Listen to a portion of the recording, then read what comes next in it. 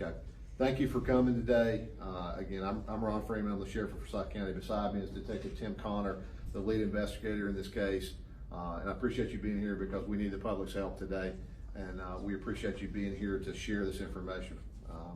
Give you a brief synopsis of what happened last night. Last night around 10 p.m., Forsyth County 911 received a phone call of what sounded like, from a complainant, what sounded like a baby crying. The complainant's local area residents heard the noise, went and investigated, saw what they thought was possibly a baby in the wood line, immediately notified 911. Deputies responded. When they arrived, they found a near full-term infant female who was in a plastic bag in the wood line along a roadway off Daves Creek Road in southeastern Forsyth County. Deputies immediately rendered first aid, checked on the baby. It was obvious that the baby was a newborn. We believe within hours that from our discovery that the baby had been born. The deputies rendered first aid. Fire and EMS, Forsyth County Fire Department, EMS arrived, rendered first aid. The baby was taken to a local area hospital where surprisingly the baby was in good condition. Last report I had, the baby is stable. We do not have the identity of the baby or the baby's mother or parents at this time, and of course we want to understand and find out how this baby was abandoned in the wood line there. It is without doubt a divine intervention that this child was found. Had it not been for those observant folks who were our citizens who called 911, we would be having a much different conversation today. I know many of us were at the hospital last night. I've shared with you, this is a photo of the child. Baby has temporarily been named India. And again, it is either a Caucasian, potentially Hispanic female, full term. And again, by the grace of God, the child is in good condition. So what we're looking for, and I'm gonna turn it over to Detective Connor, and he's gonna tell you what we need your help with. Thanks, sir. What we're looking for is a female who was pregnant, probably late term pregnant, and had a child, or I'm sorry, all of a sudden, doesn't have a child, and it's kind of inexplicable. We're trying to determine how this happened to this child, and then we have some concerns for the health of the mother as well. So we just need the public's help in identifying this child and the mother of this child. Okay, thank you, Tim.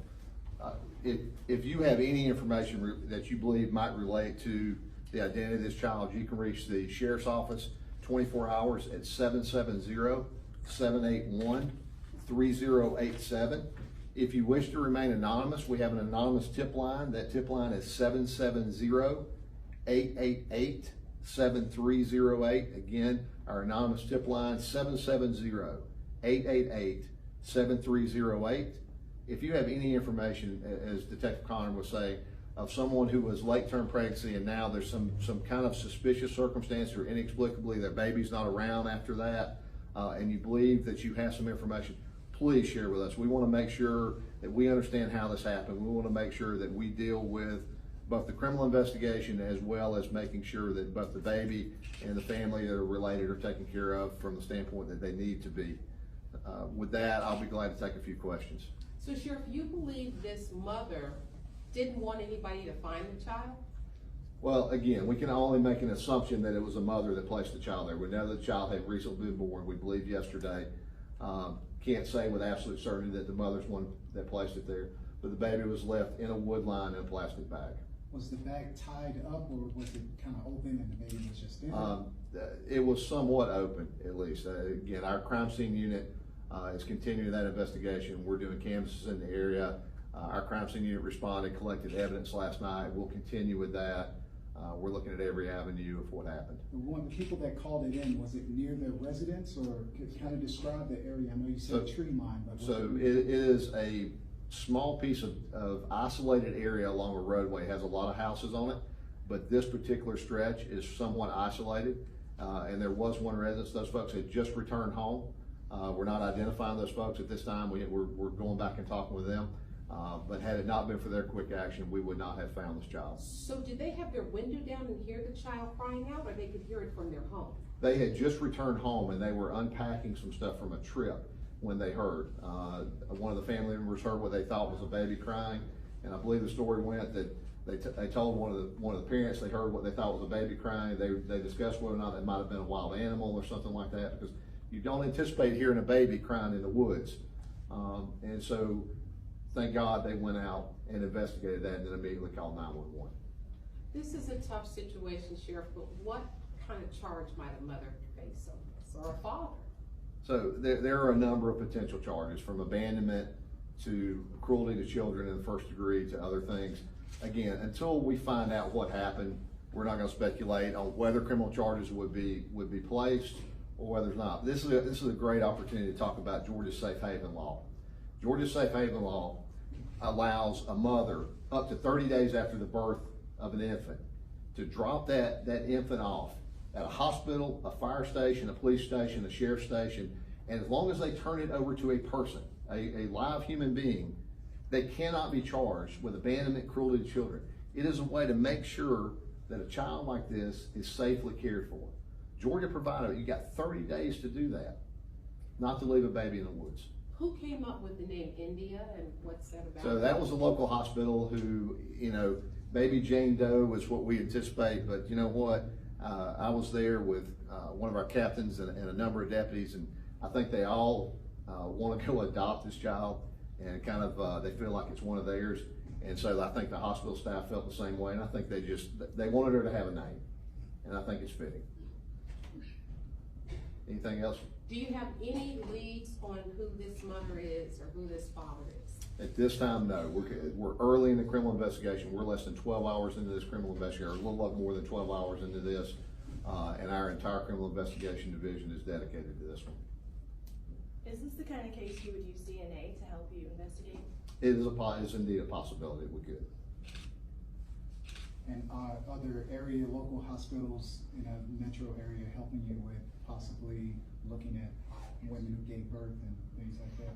Yeah, in cases like this, in cases where people are seriously hurt, or in a case like this, we often reach out to other area hospitals to see if maybe they have treated someone with a condition that might relate to this. Sheriff, what will happen to the child now? The child is in the custody of the Department of Family and Children Services for the state of Georgia. They'll determine what's in the best interest for the child. Child is still in the hospital at an area hospital at this point in time, but at some point, again, I don't want to speak for DFACS, but at some point they'll take custody of this child until we're able to determine the identity of some familial identity, and they'll probably place the child in foster care. Anything else, ladies and gentlemen? Sheriff Freeman, are there any cameras in the area and surveillance? We're doing another neighborhood canvass today. It was obviously last night was nighttime. It was raining. That's one of the other things. Unfortunately, the weather conditions were bad last night, so it is, again, a divine intervention. We found this child, but we'll be going back and looking at everything that we can that might have any kind of cameras. But unfortunately, this is somewhat of an isolated area. The baby, was it found? Well, was she found with like a baby blanket, anything like that, or was it just a bag? Tim, I don't believe so. No, No, sir. it was inside of a plastic shopping bag. Nothing else. Nothing else. Like a Was he Walmart bag or? Yeah, if you want to use, wouldn't say that store name, Not but that store, yes, but yeah, a a bag. plastic bag. plastic grocery bag that we're familiar with was what the child was found in. Was the So you know umbilical the name of cord- the store, you just don't want to share it. Correct. Was the umbilical cord still attached? Are there any indications it was born there, or was it? That's still part of the crime scene we're doing, but there were indications that the child had very recently been born. So there are certain things, of course, we're not going to talk about at this point in the investigation, but there were indications the child had, possibly within hours, had been born. But certainly we believe with yesterday, and probably late yesterday, the child was born. Maybe in the woods, or was brought to the woods? We haven't concluded that at this point. That's not one we want to talk about at this point. Did you find anything else in that area? Our crime scene unit is continuing that search again today in the daytime. Anytime we do that, we pick up trash, we pick up anything else we find. It could or could not be related, but if we found for instance, a piece of paper, we would take that piece of paper, and it may or may not be, or a plastic bottle, or a beer bottle, or whatever the case would be, just in case that it might have a fingerprint or something like that that could be related to the case. So we collect evidence, period. Oftentimes when we do that, we find that it has nothing to do with the case, but yeah, they'll take anything that was in the area. In your line of work, you see a lot of things and totally random, but with this, I know this has to touch you something. Yeah, there were, as I said, there were a lot of deputies there last night, and most of us are fathers ourselves. And fathers or mothers ourselves, and there was a lot of angst last night about the condition of this child and to make sure that she was okay, and a lot of gratitude that she turned out to be. So in 32 years, it's the first one I've had of an abandoned child in this manner. So we're gonna dedicate the resources it takes to be able to find who's responsible for this and why this happened. Has anything like this happened in this area before? Not that I recall in my 30+ years here. And you've been with the sheriff's office for 32 years? Been here for a little over 30 years. So from that side, again, as we get some additional information, I'll look for another update for you. If we make a break in the case, once we get to that point, we'll notify you and do that. If we get some additional information that you could share with us and you're willing to share for us to help us identify the family members in this so that we can bring some conclusion to this, then we'll certainly share that with you as well. All right, thank you for being here today and thank you for sharing for us.